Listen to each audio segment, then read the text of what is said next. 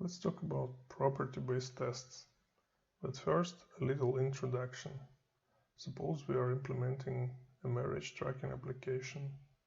It is a toy application, not a real one, just to illustrate the usefulness of property-based tests. So let's take a look at the requirements. On this diagram, an arrow represents the is married to relation. So here we see that node A points to node B. It means person A considers person B their spouse, and person C is unmarried. So these situations are allowed. What is disallowed is this. This is self-marriage. Our program should not allow that.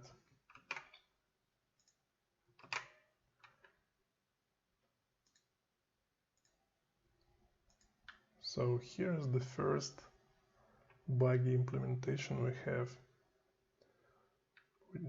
Our method marry just takes the spouse and assigns it to the property spouse.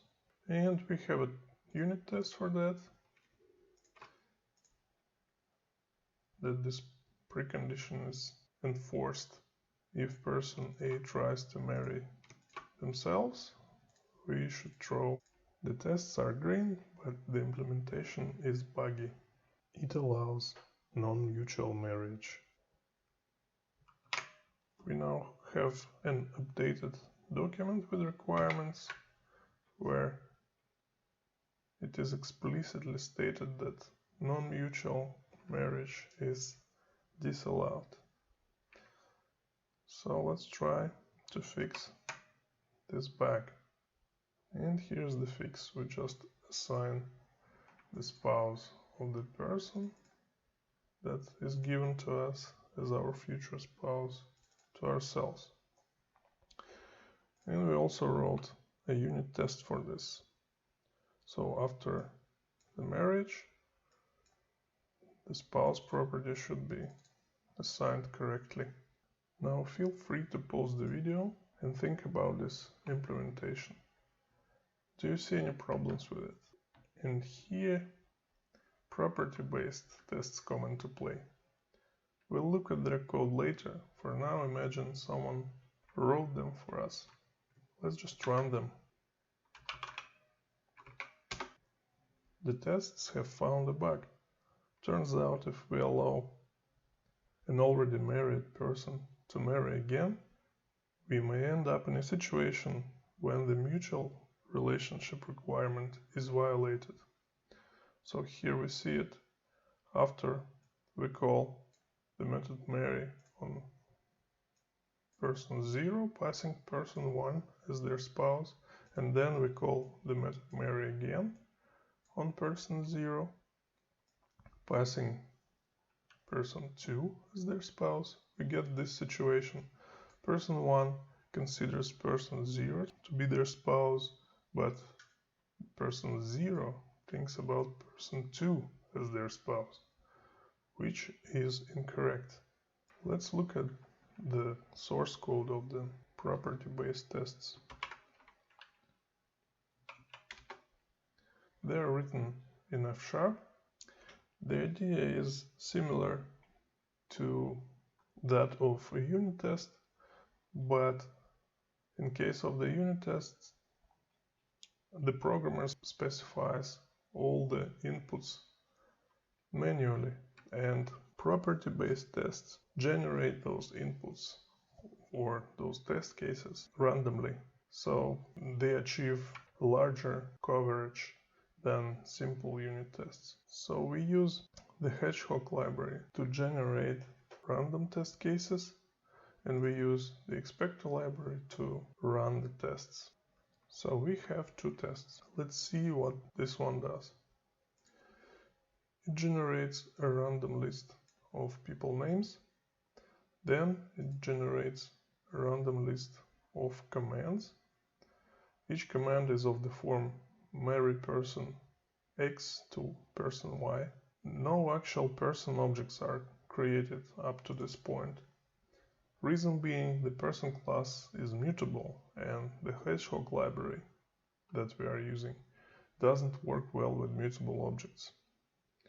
Therefore, we postpone creating mutable objects to the last possible moment, that is, to the run step. So what happens next? This run function generates a list of objects of class person in their final states after all limitations. After that, we analyze this list of people and find people that are married to themselves, and we assert that this list should be empty. Let's look at the other test. The beginning is the same as in the previous one, but here, after all the mutations, we look for another incorrect situation. We look for people whose marriage relation is not mutual, and we also assert that the list of such incorrect objects is empty. The magic happens in the command generating function, which is called commands. So let's take a look at it. In this function, CMs is a list of blueprints or placeholders for future commands. These placeholders have no structure. They only indicate the method that should be called. So far we have only one method, Mary, so the type CMD has only one member, and this is the member. The function next command generates a random command and appends it to the list of commands generated so far. It receives a blueprint of a command as an argument and converts it to a real command with parameters. So it happens here. The rest of the code is just glue code. It's not very interesting. So let us now implement a proper fix so that our property-based tests pass. So here's the fix. We now check two additional preconditions.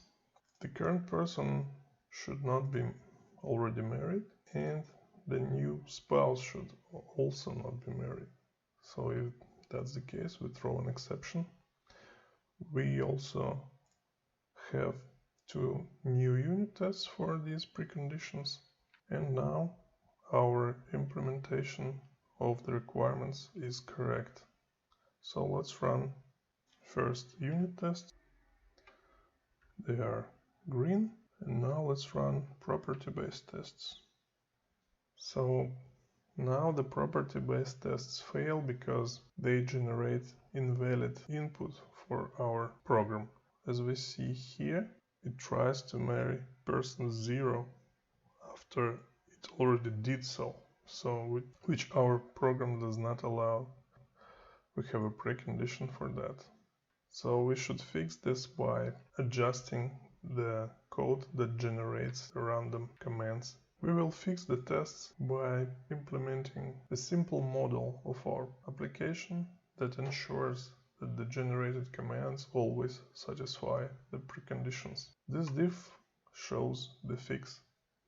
Previously we were tracking only the list of generated commands. Now we are also tracking the set of unmarried people from iteration to iteration. So this next command function is our iteration that generates the next command. So we check that we have enough unmarried people to select from.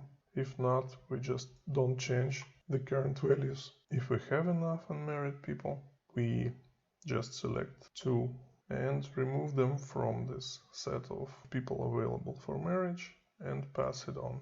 And we also append the generated command to the list. So this is the fix.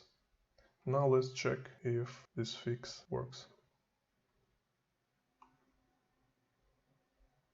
So now all the tests are green, everything is fine. So this was a super short introduction to property-based tests. Thanks for watching, bye bye.